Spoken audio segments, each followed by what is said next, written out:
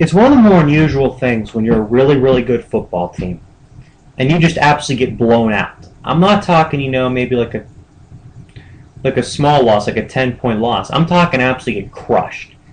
Not too many of these teams got crushed in the games that ultimately ended their season, quite like the number 4 team on my list, the 1983 Washington Redskins. To talk about this Washington Redskins team, you have to talk about the offense. MVP quarterback Joe Theismann, 29 touchdown passes, 541 points, an NFL record at the time scored. They scored 40-plus points 5 times, and the 2 losses they had in the regular season were by a combined 2 points. But the most incredible statistic with this football team, a differential in the turnover category of plus 43. A plus 43 turnover differential. That's plus almost 3 a game.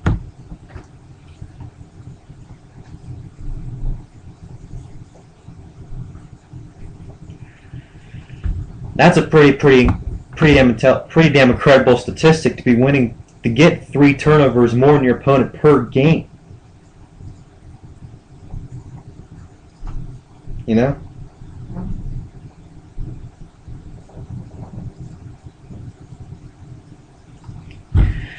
But the Redskins were probably the most underappreciated of the teams that didn't win the Super Bowl, because NFL Network did a list that you can go ahead and look up, and they had the Redskins as number 10 on the list, and I found that very surprising. A team that scored almost 34 points a game, that won by 13 per game, and had probably the greatest turnover differential in league history. A team that forced 61 turnovers, 4 per game pretty much. Kind of surprising a team like that would be on the list. That's so low. You figure you'd probably have them in the top 5. In the 2 playoff games, they scored 75 points, gave up 28, and then they get to the Super Bowl and they play the LA Raiders. The Raiders were a good team. But the consensus was that the Redskins, with their offense and running back John Riggins, who was an All-Pro with 24 touchdown runs, an NFL record, wide receiver Charlie Brown with 8 touchdowns and 1,225 yards. Theismann, and just the way that unit played as an offense, and even on defense. The way the secondary played. Guys like Mark Murphy getting 9 interceptions and Darrell Green getting a couple. And just the fact that this team was forcing all kind of turnovers, you figured they'd beat the Raiders, not handily, but they figured you'd beat the Raiders convincingly enough to prove that you were the best team in the league that year. Not in this game.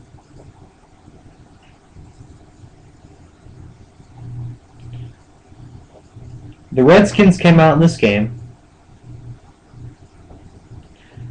and they were flat as a pancake.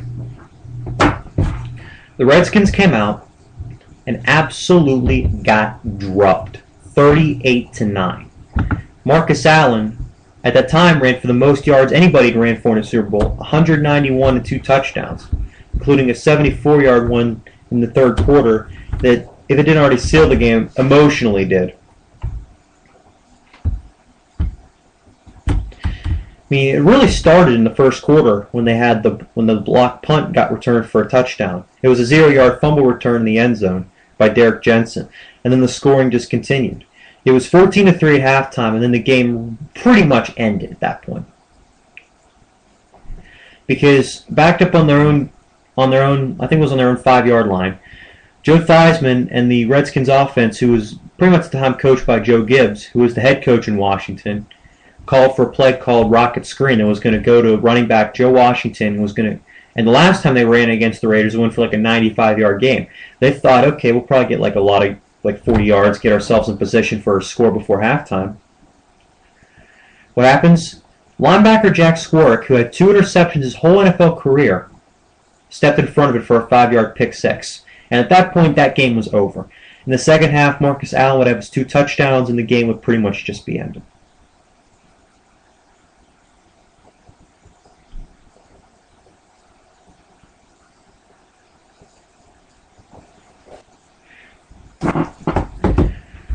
Now, this game really perplexed me, the fact that a team that was that good, scored that many points, could only score 9 in the Super Bowl against a team in the LA Raiders that was giving up almost 22 points a game.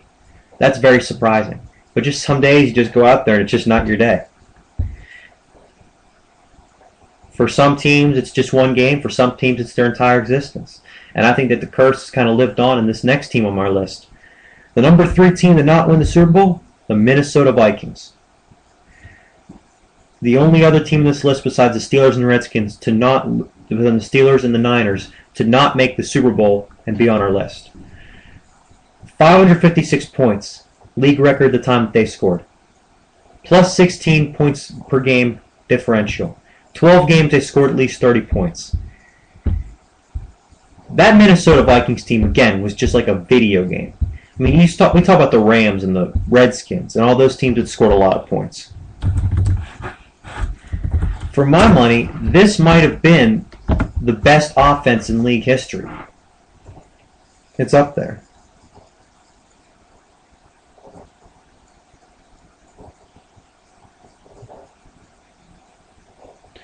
Because if you look at the talent that this team had on offense, incredibly talented. All-Pro quarterback Randall Cunningham, resurrecting his career after spending a few years out of the league after playing for the Eagles for how many years? Throws for 34 touchdowns and 106 is his pass rating. Robert Smith, Pro Bowl running back, almost 1,200 yards. But the biggest addition that year was rookie wide receiver Randy Moss. Catches 69 passes for 1,313 yards and 17 touchdowns, a league best. And Chris Carter, who had over 1,000 yards and 12 touchdowns. Both Pro Bowlers, Randy Moss, first team All-NFL. The defense, defensive end John Randall with 10.5 sacks. This team was loaded from top to bottom. They get into the playoffs after scoring the points, blow out the Cardinals in the divisional round, and are expected to be more or less a done deal to beat the Atlanta Falcons at home in the NFC Championship game.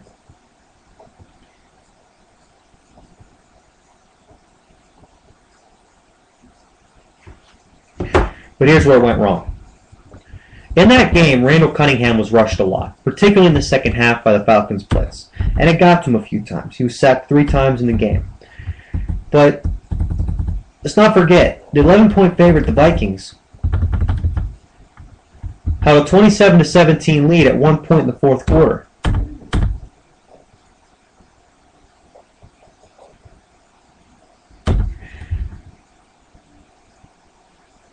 And a lot of people felt that they'd just run out the clock and win the game. But the Falcons came back, scored 10 straight points.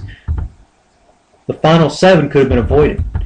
Leading 27-20, kicker Gary Anderson missed a 38-yard field goal. The only kick he'd missed that season. Field goal or extra point goes wide to the left. Vikings screwed up. Falcons drive down and get a touchdown. They go in overtime. Kicker for the Falcons, Morton Anderson, drills a 38-yard field goal, same distance that Gary Anderson missed, and the Vikings lose and the Falcons go to the Super Bowl.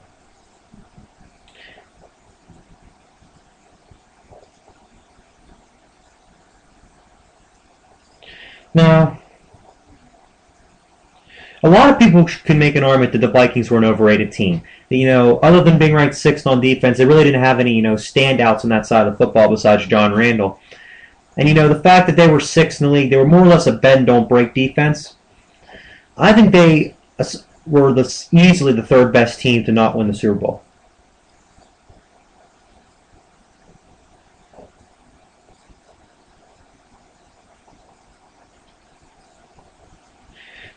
I'll tell you what happened in the game. At the end of the game, when the Vikings thought they had it made, the Falcons got, second win, started blitzing Cunningham, and pretty much made Randy Moss non-existent after halftime. And by that, it was just way too late. The Vikings may not have lost the game yet and had a 10-point lead, but psychologically, I think they lost the battle a long time before that. The heartbreaking loss. I mean, several players didn't even want to come back and play football again, and none of those players, I think, on the Minnesota Vikings ever won a Super Bowl.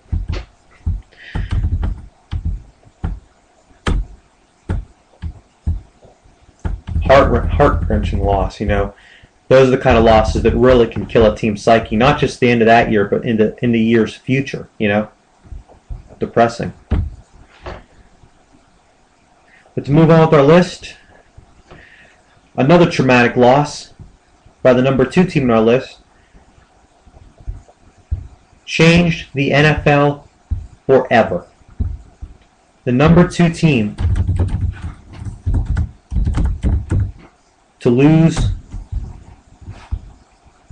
and not win the Super Bowl, the 1968 Baltimore Colts. Voted by some the greatest team in league history at the time. Second in points scored, first in points allowed, winning by 18 per game.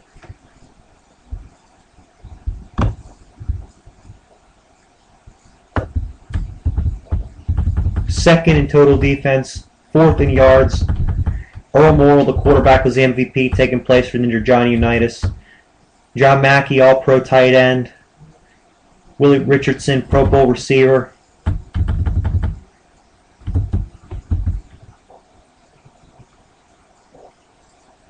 Three or four Pro Bowlers on the defense.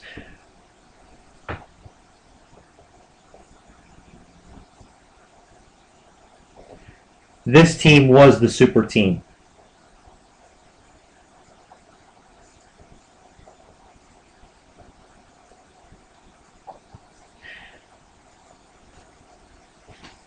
Only one loss all year, 13-1. Rolled through the playoffs. 2 convincing wins, one over the Vikings, one over the Browns. The win over the Browns was payback for the Browns beating them in the regular season. Drubbed them 34-0.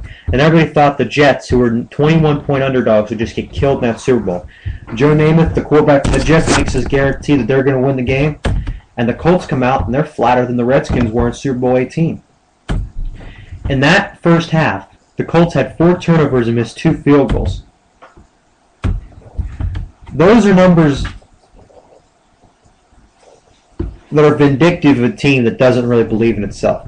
If the Colts were really as good as they said they were, they would have come out and absolutely crushed the Jets, and they didn't. They were hesitant. I think they were scared. They were uptight about being favored so much.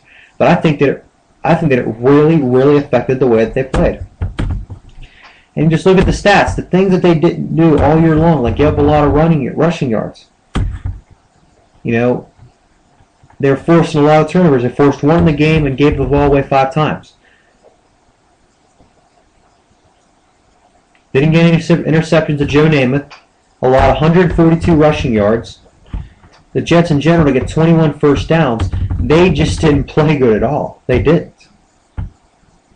They came out and were just completely emotionally, totally flat. That was a team that against, I think, any team in league history would have lost that game. And a lot of people are like, well, if that's the case, why do you have it at number 2? Because of how incredibly dominant they were in the regular season.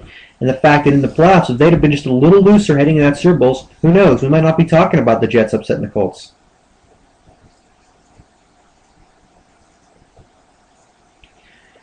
Regardless, you have to realize that the Colts went in that game, huge favorites, and didn't win it. Just goes to show you how really good they were. It was the largest margin a team had been favored by to ever win a Super Bowl.